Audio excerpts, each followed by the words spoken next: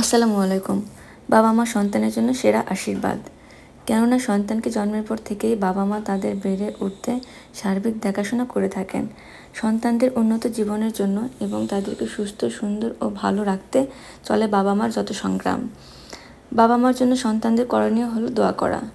সন্তানদের সে দোয়া হবে বাবা মার জন্য আল্লাহর কাছে অনেক শক্তিশালী আবেদন, যা মহান প্রভুই দুনিয়াতে সন্তানদেরকে শিখিয়েছেন।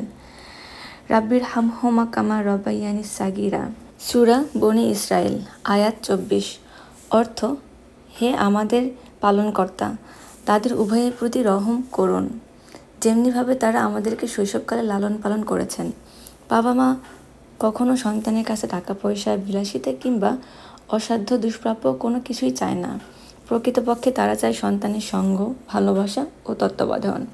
এই কারণে হাদিসে পাকে প্রিয় নবী সাল্লাল্লাহু আলাইহি সাল্লাম বলেছেন, বাবা মার সন্তুষ্টি রয়েছে আল্লাহর সন্তুষ্টি, আর তাদের অসন্তুষ্টিতে রয়েছে আল্লাহর অসন্তুষ্টি। এখন আমি যে টপিক নিয়ে কথা বলবো সেটি হচ্ছে সন্তানের সঙ্গে বাবা মার সম্পর্ক কেমন হওয়া উচিত।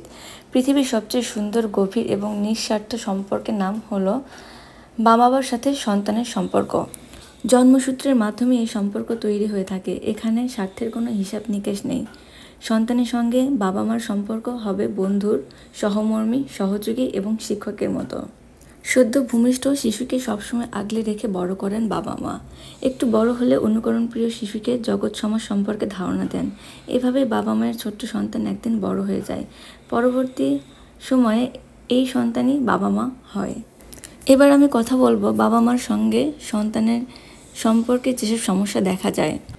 দূরত্ব, ঝগড়া, অসম্মান, কেউ কারো কথা শোনে না, কেউ কাউকে গুরুত্ব দেয় না, সময় দেয় না ইত্যাদির মাধ্যমে প্রকাশ পায় সম্পর্কের নেতিবাচকতা। এই সমস্যাগুলো তৈরি হওয়ার পিছনে যেসব কারণ দায়ী: জেনারেশন গ্যাপ, প্রজন্ম অনুযায়ী মতামতের বিভিন্নতা, অর্থাৎ বয়সের ব্যবধানে মা বাবার সঙ্গে সন্তানের যে মানসিক দূরত্ব তাকে জেনারেশন গ্যাপ বলে।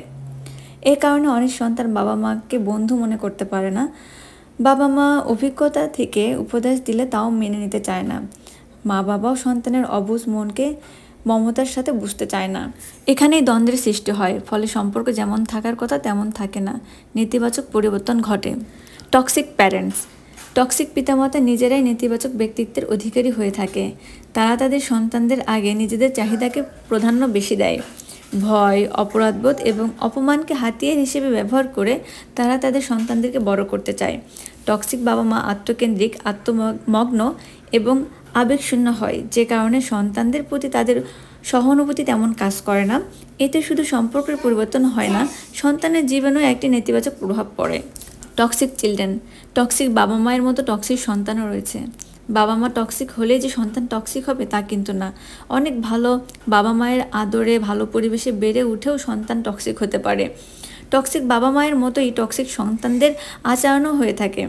তারা বাবা মাকে বন্ধুর পরিবর্তে শত্রু মনে করে এবং একটি দূরত্ব বজায় রাখতে পছন্দ করে।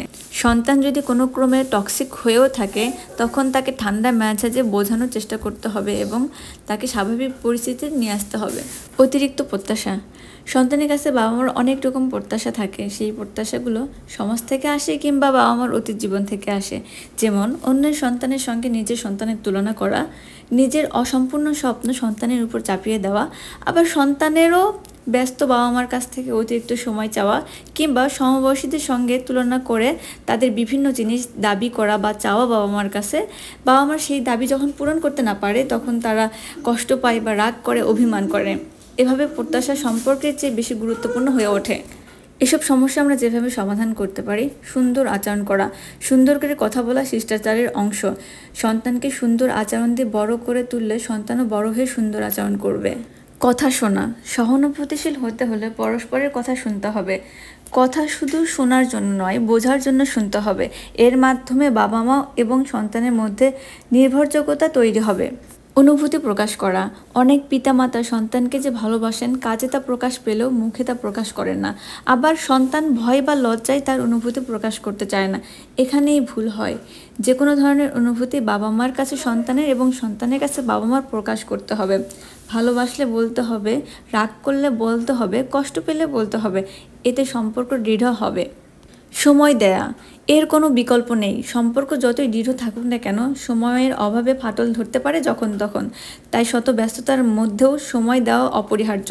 একসঙ্গে খাবার খাওয়া, ঘুরতে যাওয়া, সুন্দর পরিবেশে বারান্দায় গল্প করতে বসা, বাসায় ফিরে খোঁজ খবর নেওয়ার মাধ্যমে সহজেই সময় কাটানো যায়। দূরে থাকলেও প্রতিনিয়ত যোগাযোগ রাখতে হবে। বাবা মা এবং সন্তানের সম্পর্ক যেমন হওয়া উচিত তেমন রাখতে বেগ পোহাতে হয় না, কারণ সম্পর্কটা প্রাকৃতিকভাবে সুন্দর এবং একটি টান বিদ্যমান থাকে। যে কারণেই আমরা যত দূরেই থাকি না কেন, বাবা মার প্রতি সন্তানের টান, সন্তানের প্রতি বাবা মার টান থেকেই যায়। কিন্তু এমন একটি মূল্যবান সম্পর্ক ধরে ঠিক রাখতে হলে একটু উদ্যমী হতে হয়। তাহলে পৃথিবীর সবচেয়ে সুন্দর সম্পর্ক কোনোদিনও নষ্ট হবে না।